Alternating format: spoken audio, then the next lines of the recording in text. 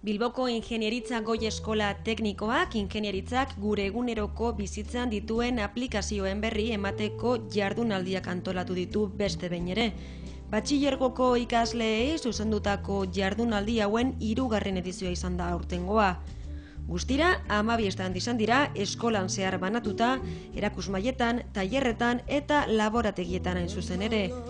Horietako bakoitzean mota guztietako erremintak eta prozesu industrialak ezagutzeko aukera eskaini zaie, besteak beste, roboten, energia kudeatzeko sistemen eta motorren edo telekomunikazioen berri izan dutelarik.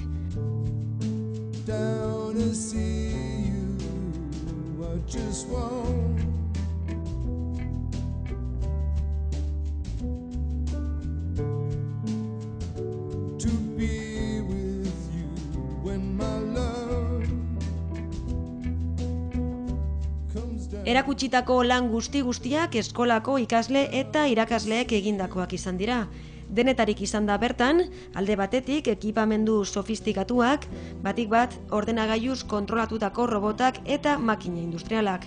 Hala ere, gure eguneroko bizitzan ikus daitezkeen bestelako lanei ere eskaini zaie tartea, hala nola eskuko telefonoen Bluetooth teknologia, telebista digitala, klimatizazio sistemak edota kutsatutako ura tratatzeko sistema.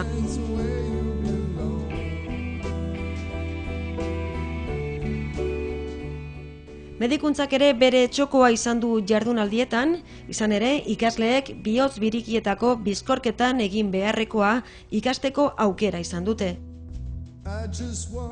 Berari da egiten orain, bihotz birikietako berpistea eta hortza ikusten duzue, nola konpresioak egiten dituen enean, hemen agertzen dian konpresio horiek kalkulatu egiten diran, eta neurtu dezakegu konpresio horien maiztasuna ondo dagoen eta konpresio horien sakontasuna ona den. Horren arabera, bihotz birikietako berpistearen kalitatea neurtzen dugu, eta erabaki dezakegu bihotz birikietako berpiste hori ona dan edo ez. Kasu honetan, hemen ikusten da, 193an egin dituela konpresioak ondo. Konpresioak ondo egiteko, ondo egon behar dute bai maiztasunean eta bai sakontasunean.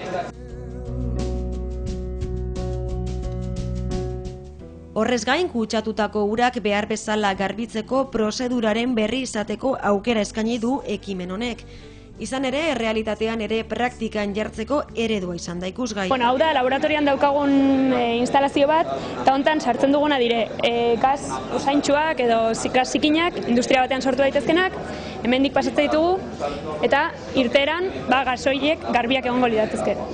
Eta orduan, hemen barruan duguna da material bat, mikroorganismo batzuekin, eta mikroorganismo horiek egiten dutena da kutsatzaile hori degradatu, beste konponente batean bihurtu, eta horrela irterako gasa garbia egongo da.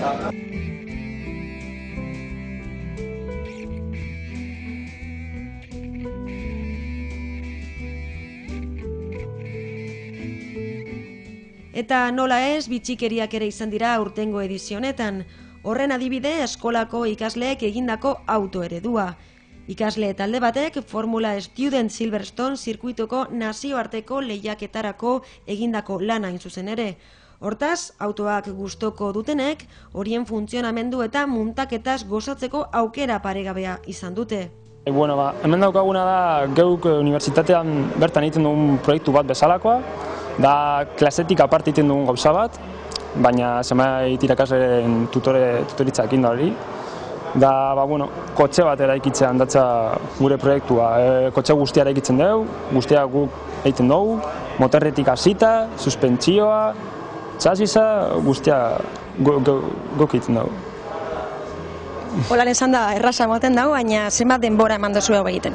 Hau kotxe bat oso egiten, urtebete edo, emon dugu.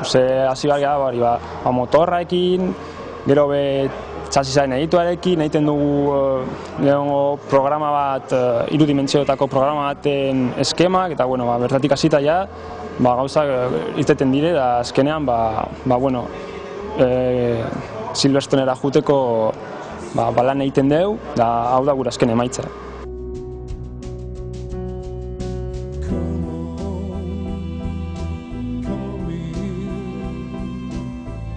Still jump into the vortex where you belong. Come on. Askotan pentsatzen dugu ingenieritza oso gai konplexua dela eta beraz asko kostatzen zaigu gure eguneroko bizitzarekin lotzea. Baina praktikan ez da horrela, izan ere, egunero erabiltzen ditugun tresna gehienen atzean ingenieritza sistema bat dago.